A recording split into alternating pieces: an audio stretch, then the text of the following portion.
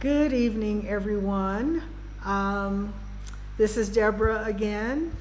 As I mentioned, I am going to alternate between doing videos on topics related to environmentalism, climate change, recycling, industrial pollution, all that good stuff, and what's happening with my house.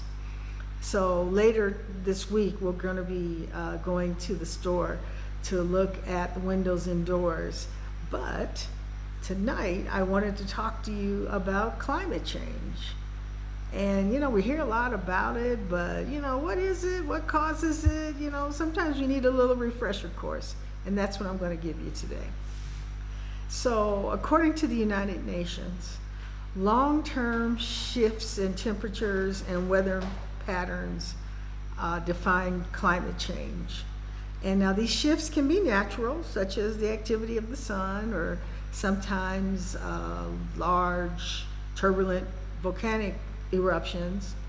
But since the 1800s, humans have been the major driver of climate change, largely to our burning of fossil fuels, such as coal, oil, and gas. So burning these fuels creates greenhouse gas emissions that act like a blanket that cover the earth and this traps all these gases in. Traps all these gases in, the heat and the rising temperatures. And so this is what climate change is. We can't get rid of all these gases, okay, that we are emitting. And the main greenhouse gases that are causing climate change are CO2 or carbon dioxide and methane. Now methane, let's just talk about cow farts for a minute, because there is a misunderstanding about cow farts. And we're only going to be talking about the United States. In the United States, actually, cows are ruminant animals. They have 4 stomachs. And during that process, they belch a lot while they're eating. And that really actually belch more than they fart. And what happens is that the farmers have like some sort of bog or pond or something where the cow manure is kept or collected, and it's when the farmers are having to mess with that, clean it out or what have you, that methane gas can be released that came out the rear end. But it's usually the belching that cows do. They do that more than fart. That releases more methane into the environment. In fact, U.S. cows release 243 million metric tons of methane into the environment. But that's only 3.6% of all the methane that's released into the environment from the United States. Now, chew on that, pun intended. So, the methane, the CO2, driving cars, using gasoline, using coal to heat a building, and clearing forests all contribute to greenhouse emissions, or eliminating the mechanism to trap CO2. And in my last video, I talked about how the deforestation eliminates the trees that can trap CO2 and can also keep moisture in, particularly in the Amazon, and prevent weather changes. So this deforestation that's taking place in the Amazon rainforest is really, really a problem, and is causing problems for all of us. Bamboo, y'all, remember, let's look at bamboo as a sustainable way of building, making products, and getting rid of plastic. So for the last 200 years, humans are responsible for virtually all global heating. We are warming the world faster than at any time in the last 2,000 years. In fact, the last decade, from 2011 to 2020, was the warmest on record. So Earth is now warmer than at any time in the last 100,000 years. Climate change is real. It's real, y'all. But the increased or the elevated temperature is only part of the impact of climate change, because Earth is a system, just like a family is a system. So a change in one part of the system is going to impact other parts of the system, and that's exactly what happens.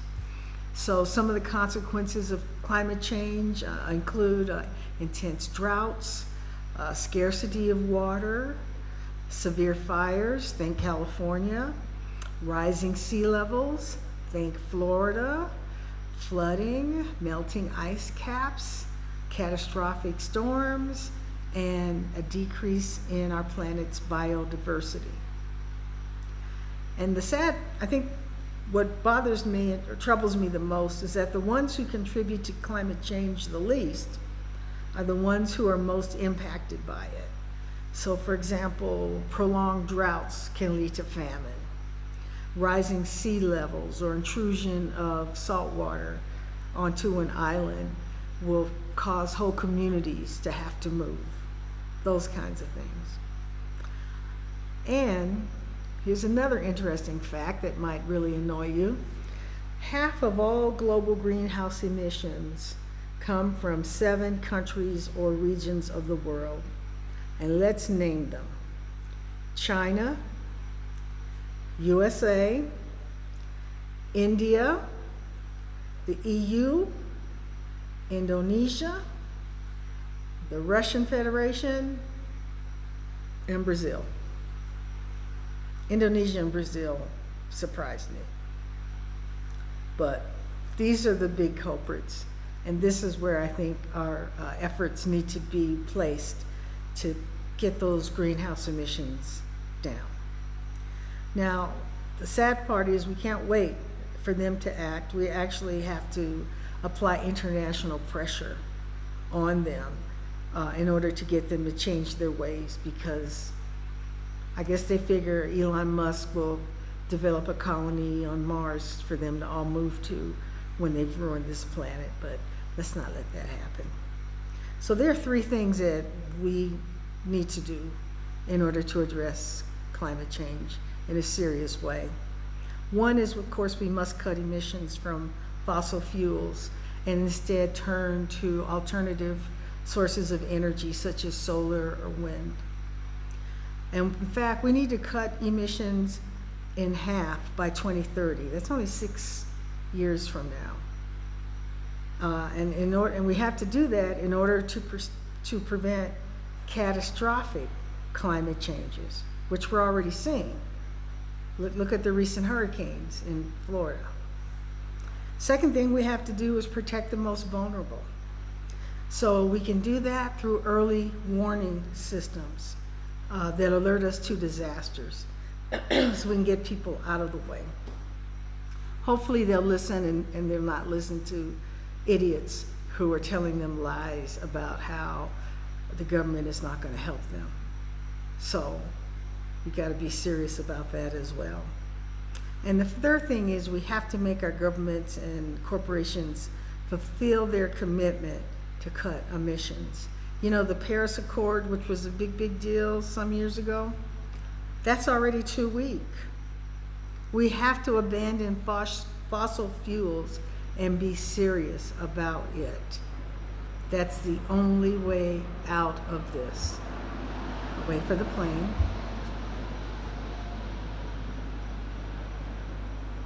So for those who are interested in taking this on, doing more than recycling or getting an electric car or whatever you're doing, I have a list of some advocacy groups that are fighting the good fight on behalf of the planet. Now list them, they're going to be at the end of this video, but I'll list them here too. Greenpeace International, concernusa.org, 350.org, Environmental Defense Fund, Environmental Working Group, the Natural Resources Defense Council, and the World Wildlife Fund. So all these are listed, and if you go to foodtank.com, which is where I got this list, there are many more organizations listed.